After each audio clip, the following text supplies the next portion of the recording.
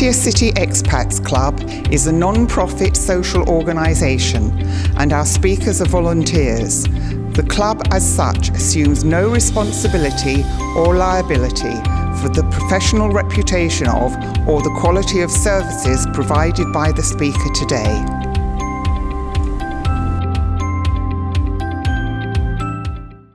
G'day and Swaddy Carb. Well, today I have some fake news, or is it false news?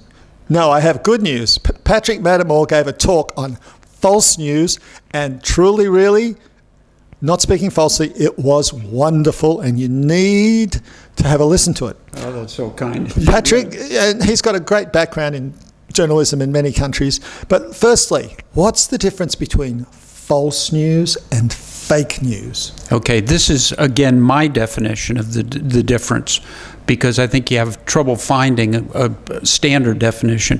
To me, false news is misinformation. Fake news is disinformation. In other words, somebody with fake news is trying to confuse you, is putting out a message that is blatantly not true. So it's sort of propaganda, really. Propaganda and intended for a specific audience of people that are likely to believe that kind of information, whereas false news is really just a general story where somebody has focused on something that shouldn't be a story. Yeah, one of the ones that really stood out was the one in France. Yeah, in France, what they had was they had a report of suicide clusters at a big France company, French company, France Telecom, and it turned out that even though the media got a hold of the story and they're like just grabbing onto it and won't let it go, the numbers of suicides that were occurring at this company that supposedly was just out of line were not out of line with the population at large. It was just exactly what you would expect in the population.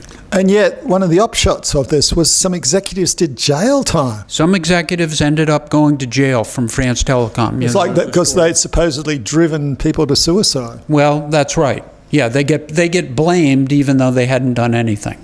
And another one of these things that in Taiwan, Foxconn, is that the name?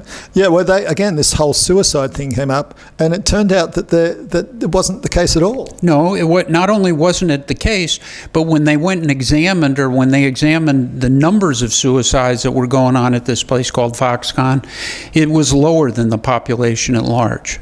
Yeah, and out of that, and I'd seen this in Japanese countries, they came up with this catharsis thing, right? Right. They came up with a couple of plans to try to prevent suicide. One of them was to set up suicide nets around the building so that if people were jumping, they'd land in the net instead of on the ground. And the second one was they came up with catharsis rooms where people supposedly could go and get out their aggressions instead of getting out their aggressions by jumping. Unfortunately, a psychological principle that totally doesn't work. Yeah, this was this whole idea of catharsis and screaming and expressing your anger and bashing figures and stabbing knives into pictures of the people you dislike actually is counterproductive. It only feeds the angry part of you. This whole idea of, you should express your anger, you should get therapy, right? Exactly.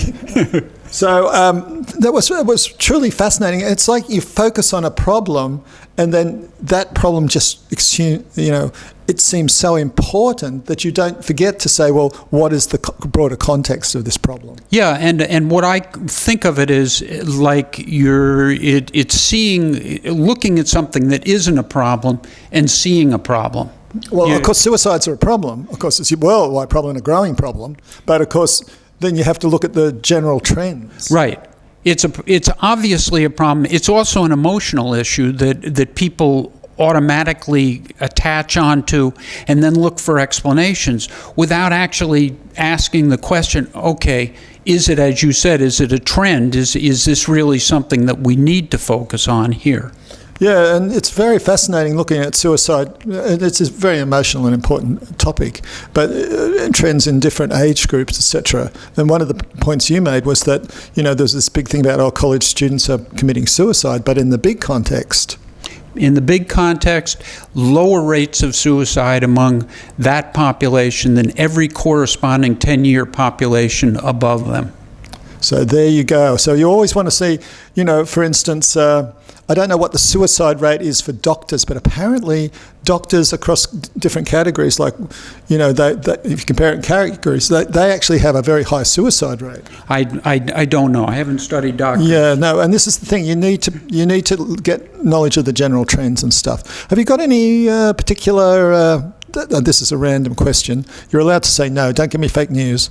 Are there any good websites for checking up on demographics and trends and things like that you know of? Let's see, you said I could say no because I don't know. Yeah. Oh, yeah, no. See, and that's the out. No fake news here, okay? But, you know, really have a look at demographics, and there are some very good sites on demographics, so you can look at those sorts of trends. But one trend that you don't have to look up is how good this talk was.